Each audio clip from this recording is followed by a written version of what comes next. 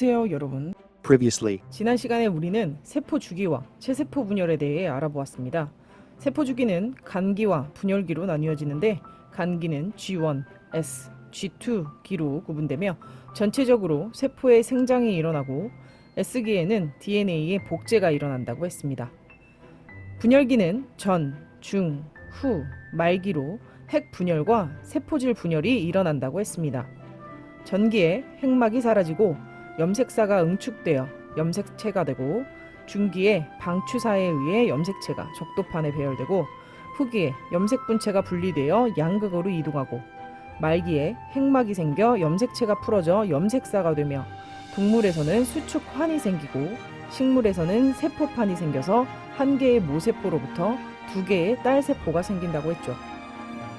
체세포 분열 과정에서는 DNA의 상대적인 양이 간기의 S기에 DNA가 복제되므로 처음보다 2배로 늘어나고, 분열기 말기에 염색분체가 각 세포로 나뉘어 반으로 줄어들기 때문에 모세포의 DNA 상대량과 딸세포의 DNA 상대량은 동일하다고 했습니다.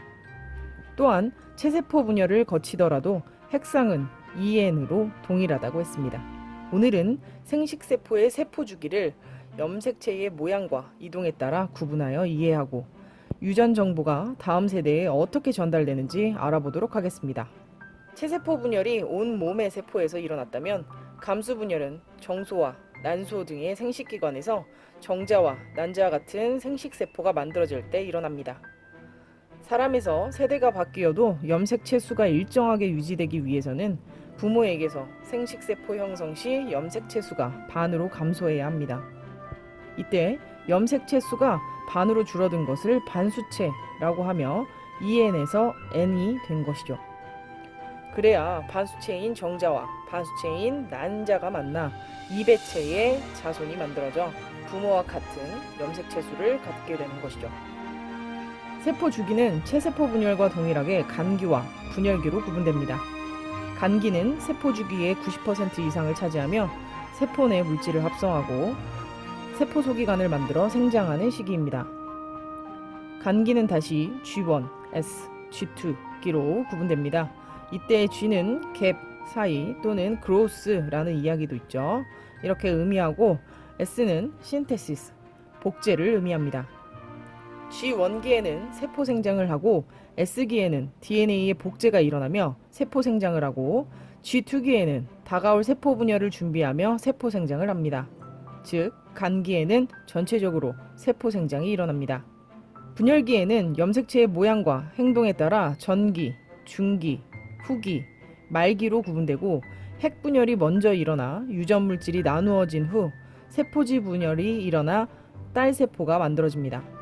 전기에는 염색사가 응축되어 염색체가 되며 염색체가 일부 뭉쳐진 부위인 인이 사라지고 핵막도 사라집니다.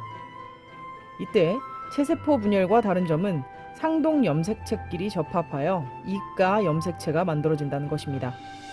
이후 간기의 2개로 복제된 중심체가 양극으로 이동하며 방추사를 형성하고, 방추사가 이가 염색체의 동원체에 결합합니다. 중기에는 응축된 이가 염색체가 이동하여 세포 중앙의 적도판에 배열됩니다. 적도판은 지구의 적도를 따라 이름 붙여졌습니다. 이 시기에 염색체를 제일 관찰하기 좋습니다. 후기에는 이가 염색체가 반으로 나뉘어 방추사를 따라 양극으로 이동합니다.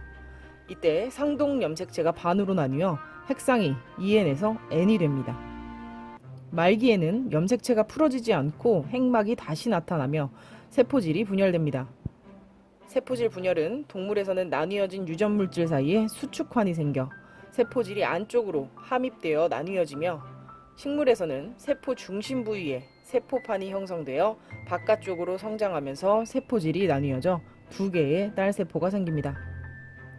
여기까지는 이가 염색체가 만들어져 상동 염색체가 분리되어 핵상이 EN에서 N이 되는 것을 제외하고는 체세포 분열과 동일합니다.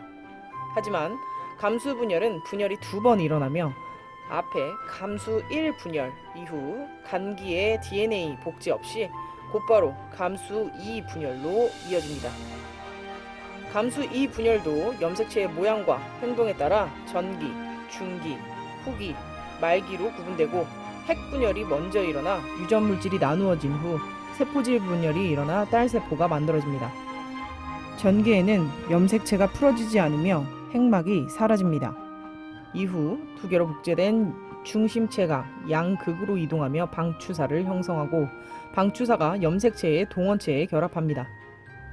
중기에는 응축된 염색체가 이동하여 세포 중앙의 적도판에 배열됩니다. 후기에는 염색체가 반으로 나뉘어 방추사를 따라 양극으로 이동합니다. 이때 염색체가 반으로 나뉘어 염색 분체로 분리됩니다. 염색체와 염색 분체는 N의 상태가 되는 것이죠. 말기에는 염색체가 풀어져서 염색사가 되고 핵막과 인이 다시 나타나며 세포질이 분열됩니다. 마찬가지로 동물에서는 수축환이 안쪽으로 함입되어 세포질이 나뉘어지며 식물에서는 세포판이 바깥쪽으로 성장하면서 세포질이 나뉘어져 두 개의 딸세포가 생깁니다. 이렇게 감수분열은 염색체 수, 즉 EN에서 N으로 반감된다는 의미를 담고 있으며 한 개의 모세포로부터 총 4개의 딸세포가 생깁니다. 감수분열 과정에서 DNA의 상대적인 양은 간기에 S기에 DNA가 복제되므로 처음보다 2배로 늘어나고 감수 1분열 말기에 이가 염색체인 상동 염색체가 나뉘므로 반으로 줄어듭니다. 그리고 감수 2분열 말기에 염색체가 염색 분체로 나뉘므로 반으로 줄어듭니다.